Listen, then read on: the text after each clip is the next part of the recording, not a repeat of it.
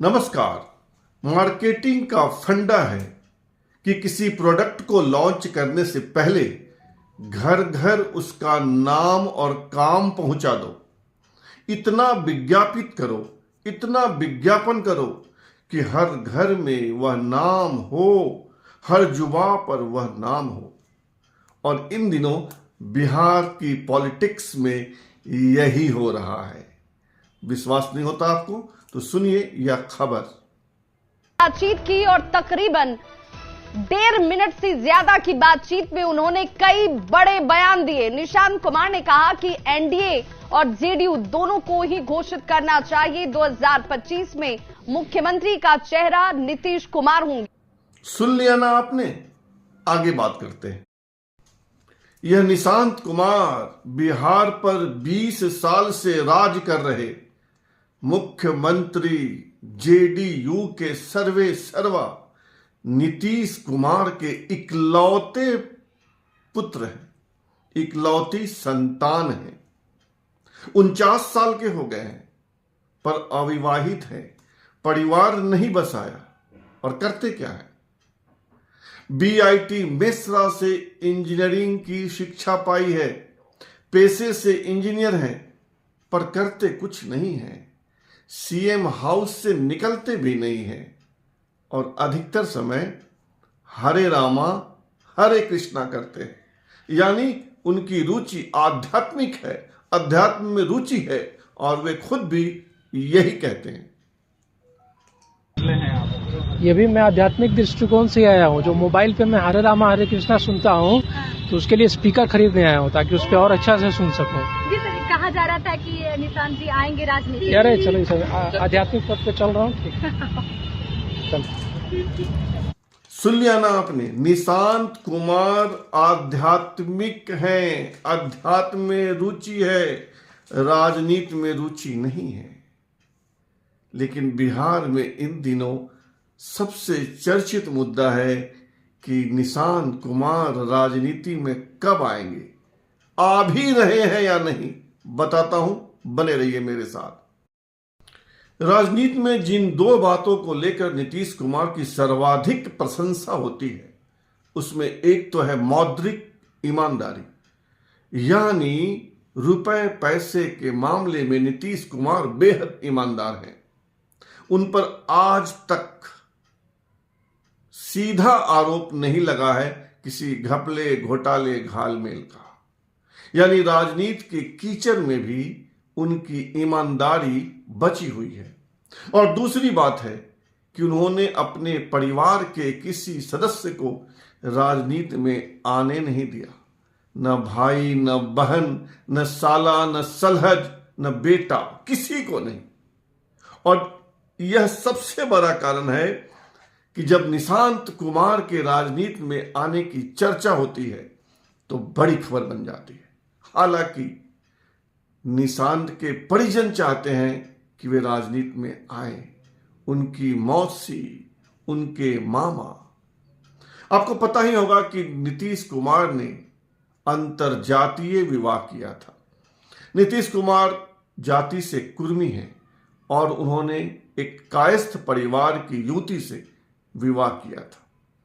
तो निशांत की मौसी और मामा का क्या कहना है निशांत के राजनीति में आने को लेकर, यह सुनना भी दिलचस्प होगा।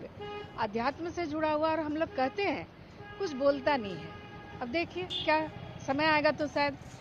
परिवार वालों की इच्छा तो बिल्कुल रहेगी कि वो आगे राजनीति में आए, लेकिन वो तो उनकी इच्छा पर निर्भर करती है ना। वो तो उनके इच्छा पे है कि क्या करना है उनको। आप लोग अगर वो आना चाहते हैं तो आ जाएं और हम लोगों की इच्छा भी रहेगी कि आ जाएं।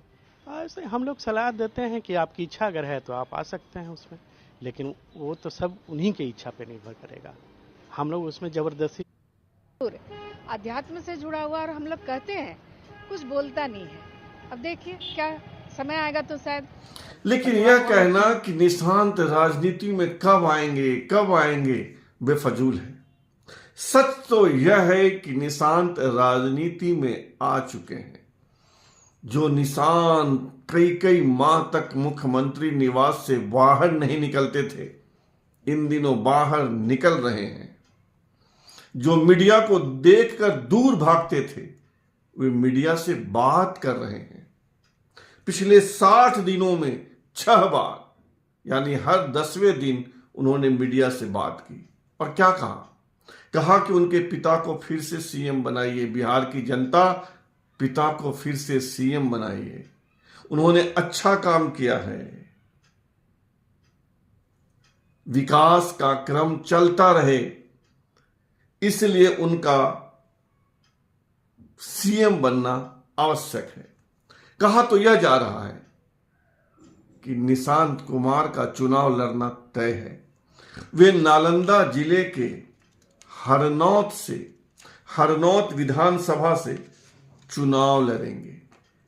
लेकिन वही बात, मार्केटिंग का फंडा कि इतनी बार खबर चलाओ, इतना घुमाओ दौड़ाओ कि घर घर में प्रोडक्ट लॉन्च होने से पहले उसकी खुशबू पहुंच जाए। और सुनिए निशांत कुमार क्या कह रहे हैं। जनता से पहले भी अनुरोध किया है, फिर भी अनुरोध कर रहा हूं। इतना अच्छा काम किया 19 सालों में उन्होंने, तो फिर से आप चुने, बनता है। जब अगर उन्होंने काम किया है तभी मांग रहे हैं, तो जनता के लिए इतना करते हैं तो जनता को भी सोचना चाहिए, फिर से लाए, फिर से सरकार। और अब सबसे बड़ा सवाल कि नीतीश कुमार के सुपुत्र निशांत कुमार राजनीति में आ गए तो क्या होगा? क्या होगा? बिहार में कोई उल्टी हवा नहीं बहने जा रही है। सबसे बड़ा असर तो यह होगा कि जनता दल यूनाइटेड को एक उत्तराधिकारी मिल जाएगा, क्योंकि उनके नेताओं के बीच, इस पार्टी के नेताओं के बीच यह बेचैनी है कि नीतीश कुमार के बाद कौन संभालेगा पार्टी। कभी उपेंद्र कुशवाहा, कभी आरसीपी सिंह, कभी ललन सिंह का नाम चलता है कि ये लोग नीतीश कुमार के उत्तराधिकारी हो सकते थे या हो सकते हैं। लेकिन जब निशांत राजनीति में आ जाएंगे, सक्रिय हो जाएंगे, विधायक बन जाएंगे, संभव है मंत्री बन जाए, तो यह पक्का हो जाएगा कि नीतीश कुमार के बाद निशांत कुमार। और क्या होगा? जो वोट बैंक नीतीश कुमार के साथ है, जो vote bank Janata Dal United के साथ है परसेंटेज में है, उस वोट का बिखराव रुकेगा। वह वोट और मजबूती के साथ जेडीयू के साथ इंटैक्ट हो जाएगा। बहुत साफ है कि जेडीयू को ताकत मिलेगी। कितना ताकत ये चुनाव के बाद का सवाल है, पर ताकत तो मिलेगी।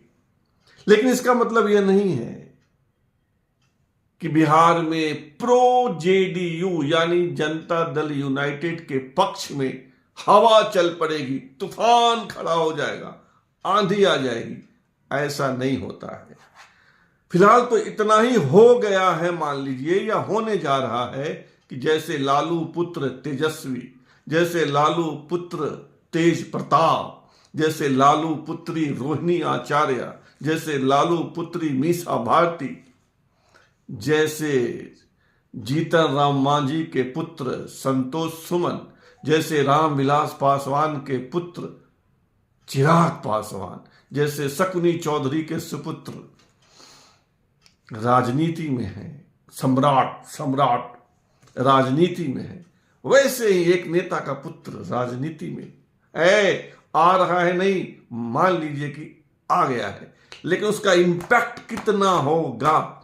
क्या निशांत कुमार नीतीश कुमार बन पाएंगे? क्या निशांत कुमार भी बिहार पर हुकूमत करेंगे? इंतजार कीजिए। राजनीति में सब कुछ इतनी जल्दी नहीं होता है। फिलहाल इतना ही, और आपसे आग्रह है कि आप इस चैनल को सब्सक्राइब कीजिए, ज्वाइन कीजिए, लाइक, शेयर और कमेंट कीजिए। शुभ रात्रि, शब्बा खैर।